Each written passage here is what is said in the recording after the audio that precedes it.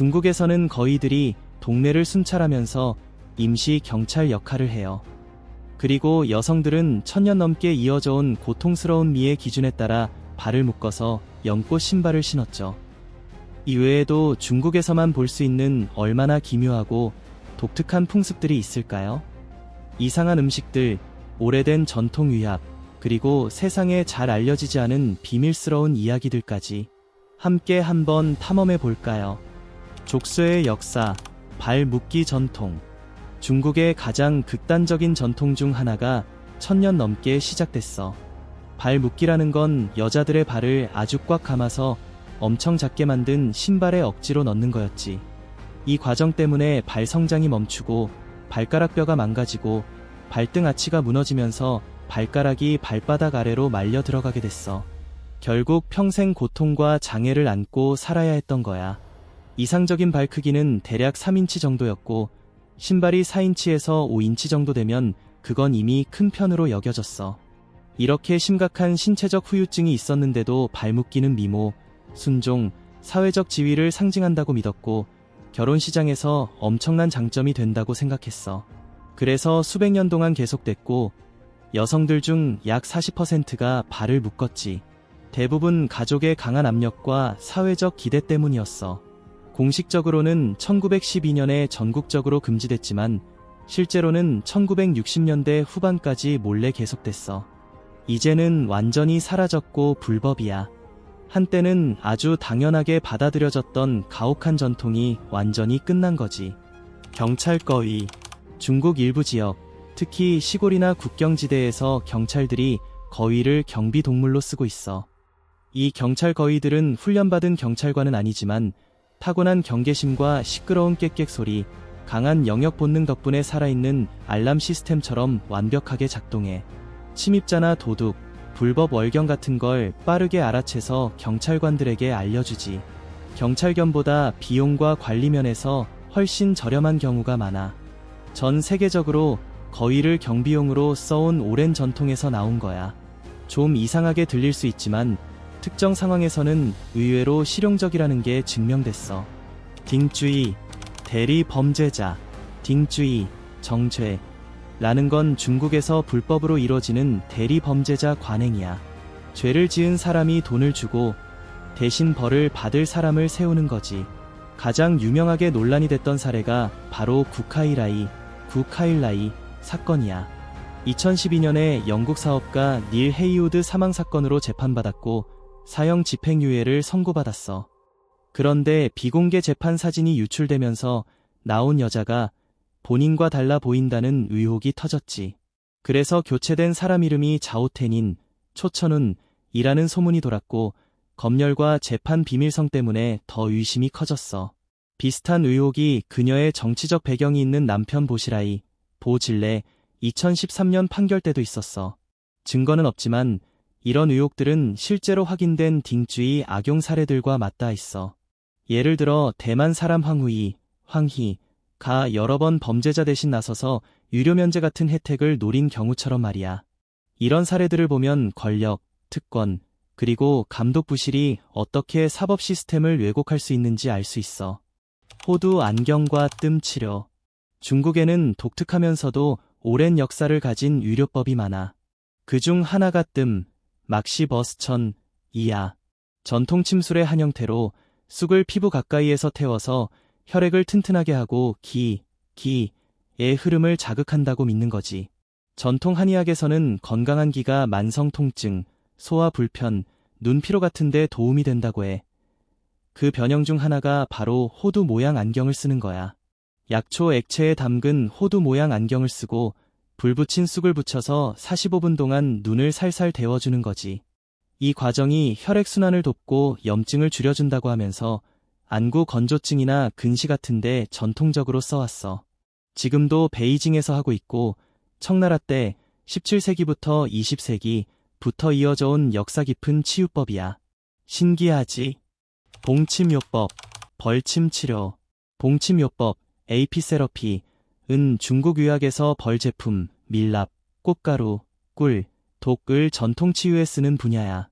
2000년 넘게 해온 거라서 이런 물질들이 항염증이나 치료 효과가 있는 성분을 가지고 있다고 믿어. 가장 극단적인 형태 중 하나가 일부러 벌에 쏘이는 거야. 베이징에서도 아직 하고 있어서 환자 상태에 따라 여러 번 쏘이기도 해. 한 번 쏘일 때마다 소량의 독이 들어가는데 멜리틴, 멀리턴, 아파민, 에퍼민, 아돌라핀, 에덜레핀 같은 아미노산이 포함돼 있어. 요즘은 이런 성분들이 진통이나 항염증 효과가 있는지 연구 중이야. 일부 연구나 환자 후기에서는 만성 통증이나 염증성 질환에 도움이 될 수 있다는 이야기가 나오지만 전문가들은 아직 더 많은 연구가 필요하다고 강조해. 처녀소년 계란, 버진보이 에그즈. 중국의 동양마을에는 꽤 논란이 많은 전통 음식이 하나 있어요. 바로 처녀소년 계란이라고 불리는 거예요. 이건 오랜 지역 전통 방식으로 특별히 모은 어린 소년들의 액체를 이용해서 만드는 요리예요. 계란을 그 액체에 담갔다가 삶고 금이 가게 깨뜨린 다음 하루 종일 우려내는데 가끔 허브를 더 넣기도 해요. 그러면 흰자는 노랗게 변하고 노른자는 더 진한 색이 돼요.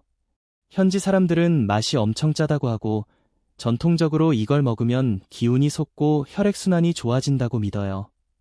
하지만 과학적으로 이런 효과를 입증한 증거는 전혀 없어서 실제 건강 효과보다는 문화적 충격이 훨씬 더 큰 음식으로 유명하죠. 색칠한 산과 가짜 초록. 중국 일부 지역에서는 오염 때문에 예전엔 푸르렀던 풍경이 노랗고 색이 없어졌어요. 급속한 산업화, 석탄 과다 사용, 대도시 주변 환경 부담 때문이죠. 그런데 망가진 땅을 진짜 복구하기보다는 일부 지방 정부들이 겉모습만 좋게 보이려고 인공적인 방법을 썼어요. 2006년에 후민현에서는 라오쇼우 산 일부를 초록색으로 스프레이 페인트 칠하라고 공무원들이 노동자들에게 지시했대요. 상부에서 내려온 지침은 아주 모호했다고 하네요. 마을 사람들은 풍수를 좋게 하려는 거냐, 아니면 20년 넘게 채석과 홍수로 망가진 걸 가리려는 거냐고 추측했어요. 이 프로젝트 비용이 대략 6만 달러, 그러니까 한화로 8,720만 원 정도 들었다고 해요. 그 돈이면 진짜 환경 복원에 쓸 수 있었을 텐데 말이죠. 비슷한 일이 다른 곳에서도 있었어요. 2013년 청두에서는 죽은 길가 잔디를 초록색으로 뿌리는 걸 사람들이 봤고 2022년 9월 영상에서는 다른 도시에서 맨나무에 인공잎을 붙이는 장면이 나왔어요. 공무원들은 영양제를 썼다고 했지만 나중에 밝혀진 건 탑그린이라는 초록색 염료였고 식물 건강에 아무런 효과가 입증되지 않았어요. 이런 일들을 보면 시각적인 개선을 장기적인 환경 회복보다 우선시한 경우가 꽤 많았던 것 같아요.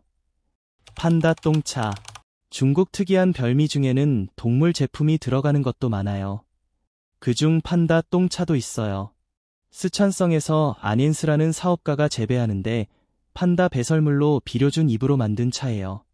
세계에서 제일 비싼 차 중 하나로 한 상자에 수만 위안, 그러니까 한 잔에 대략 100달러, 하나로 14만 5천 원 정도에 팔려요. 안앤스는 이 차가 엄청난 회복 효과가 있다고 주장해요. 판다가 대나무를 주로 먹는데 소화는 아주 조금밖에 안 되니까 영양분이 비료로 넘어가서 차의 건강 효과를 높여준다는 거죠. 녹차 자체가 암 위험을 줄이는데 도움이 된다는 연구는 있지만 이런 식으로 비료를 주면 약효가 더 생긴다는 과학적 증거는 전혀 없어요. 요약하자면 판다똥은 식물 키우는 데는 도움이 될 수 있지만 차를 기적의 치료제로 만들어주진 않아요. 개 자판기. 그래도 판다 비료차는 대부분 사람들한테 너무 비싸죠. 훨씬 저렴하고 똑같이 독특한 대안으로는 살아있는 개를 파는 자판기가 있어요. 2010년에 난징 지하철역에 그런 자판기가 처음 등장했는데 해산물 가게 문 닫은 늦은 밤에 몇 달러, 그러니까 몇천 원 정도의 개를 팔았어요. 살아있는 개가 편의 음식처럼 느껴지지 않을 수도 있지만 인기가 꽤 많아서 하루에 수백 마리씩 팔렸다고 해요. 개는 살이 빨리 상하기 때문에 살아서 팔아요. 자판기 안에서는 차갑게 해서 겨울잠 같은 상태로 유지하고 작은 용기에 하나씩 넣어서 움직임을 막고 다치지 않게 보관해요. 나중에는 항저우 같은 다른 도시에도 비슷한 자판기가 생겼고 가끔 차나 전통 양념을 같이 파는 경우도 있었어요. 좀 이상해 보이지만 신선함을 유지하려는 실용적인 아이디어라고 볼 수 있죠. 단순한 재미용이 아니라요. 뱀마을, 즈시차오, 지시키에오. 즈시차오, 흔히 뱀마을이라고 불리는 이 작은 중국 마을은 대규모 뱀 사육으로 유명해요.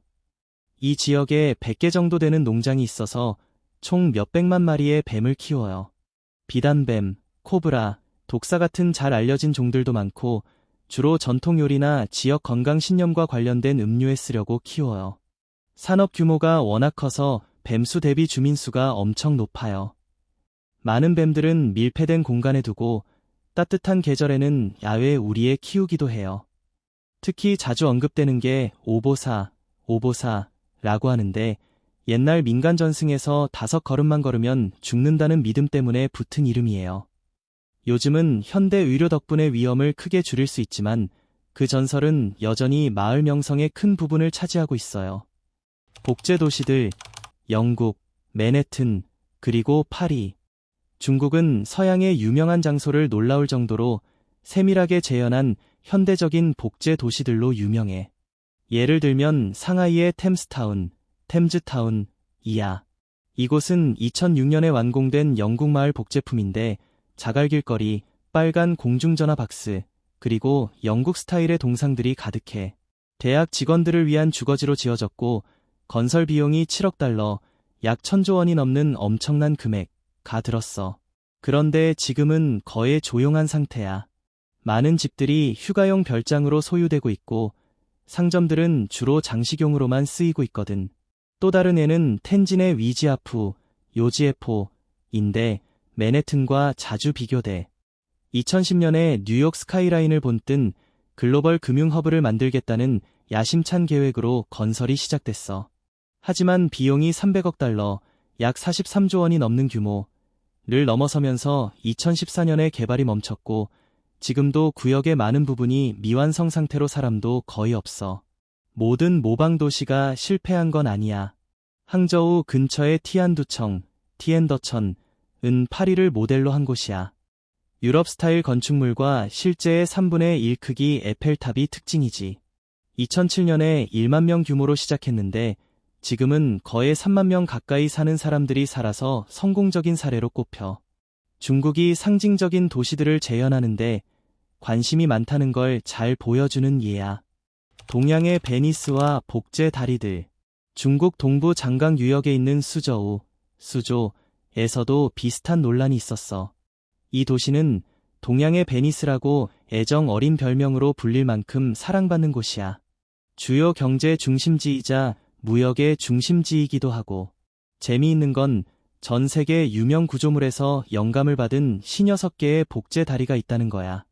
예를 들면 런던의 타워 브리지를 더 크게 확장해서 4개의 탑을 만든 버전이 있고 시드니 하버 브리지나 파리의 알렉상드르 3세 다리에서 아이디어를 얻은 다리들도 있어. 도시의 성장하는 무역구역을 연결하려고 계획할 때 개발자들이 전통적인 중국 건축 스타일을 따르지 않고 유명 랜드마크 복제를 선택했어. 국제적인 주목을 더 끌 수 있을 거라고 믿었거든. 이 다리들 덕분에 전 세계 미디어에 관심을 끌었지만 주민들의 반응은 엇갈려. 많은 사람들이 디자인의 중국 문화를 더 잘 반영해야 한다고 느꼈고 정부도 같은 생각이었어. 그래서 2019년에 복제 타워 브리지를 더 전통적인 중국 스타일로 바꾸는데 230만 달러, 약 33억 원 정도를 썼어. 그 투자 가치가 있었는지에 대해서는 사람마다 의견이 다르지만 방문객 입장에서는 유럽 스타일 디자인을 이렇게 빠르게 오가며 보는 게 꽤 인상적인 경험이야. 수오디아오, 돌볶음 요리. 가장 특이한 요리 중 하나가 바로 수오디아오, 수아디에오. 이름 그대로 볶은 돌 요리야. 듣기엔 이상하지만 이건 현대적인 장난이 아니라 수백 년 전부터 이어져 온 전통이야. 장강을 오가던 뱃사공들이 식량이 부족한 육지인 후베이성에서 고립됐을 때 살아남기 위해 강에서 주운 돌을 기름에 볶아서 생선 냄새 같은 잔여물과 미량 미네랄을 추출해 먹었대. 지금도 길거리 시장에서 팔리고 있어. 보통 고추와 마늘로 볶아서 한 인분에 약 2달러 20센트, 약 3,200원 정도로 판매돼. 이름이 재미있는데 수오디아오는 빨아서 버린다는 뜻이야. 먹는 사람들은 돌에서 양념과 맛을 빨아먹고 돌 자체는 씹지 않고 그냥 버려. 위험해 보일 수 있지만 돌 자체를 먹는 게 아니라 돌이 품은 맛만 즐기는 거라서 괜찮아. 검은 실키닭, 블랙 실키 치컨즈. 중국의 실키 닭이라고 불리는 검은 품종이 있어요. 이름처럼 폭신폭신한 검은 깃털의 피부는 짙은 청회색이라서 처음 보는 사람들은 좀 이상하게 느낄 수도 있죠. 하지만 중국에서는 7, 8세기 무렵부터 이 닭을 먹어왔고 전통적으로 몸을 회복시켜주는 귀한 음식이라고 믿어왔어요. 한의학에서는 실키 닭이 휴식과 회복, 그리고 전반적인 활력을 북돋아 준다고 여겨져요. 이런 믿음은 닭고기에 비교적 많이 들어있는 카르노신이라는 천연 화합물 때문인데, 카르노신은 사람을 포함한 많은 동물의 근육 기능과 세포 건강에 도움을 주는 물질이에요. 요즘 현대 연구에서도 카르노신의 잠재적 효능을 살펴보고 있지만 아직 계속 연구 중인 단계랍니다. 다른 닭 품종에 비해 실키 닭은 카르노신 함량이 더 높아서 영양가 있는 음식으로 유명해졌어요. 중국에서는 출산 후 회복기나 몸이 약해졌을 때 자주 먹는 전통적인 음식이기도 하죠. 맛은 어떠냐면 많은 사람들이 보통 닭고기랑 비슷하다고 하고 어떤 사람들은 오히려 더 진하고 고소하다고 하더라고요. 게다가 실키 닭은 성장 속도가 느려서 대규모 공장식 축산에는 잘 안 맞아서 보통 작은 규모의 방목 농장에서 키워지는 경우가 많아요. 그 점도 하나의 장점인 셈이죠. 빛나는 파란 돼지고기의 미스터리, 더 미스터리 오브 글로잉 블루 포억. 중국에서 검은 닭고기를 먹는 건 별로 놀랄 일도 아니지만 빛나는 돼지고기는 완전 다른 차원이에요. 이 기묘한 일이 실제로 있었는데 2011년에 첸 아주머니가 새벽에 부엌에서 은은한 파란 빛을 보고 깜짝 놀랐어요. 사온 돼지고기가 빛을 내고 있었거든요. 심지어 손으로 만졌더니 손에도 희미하게 빛이 남아 있더래요.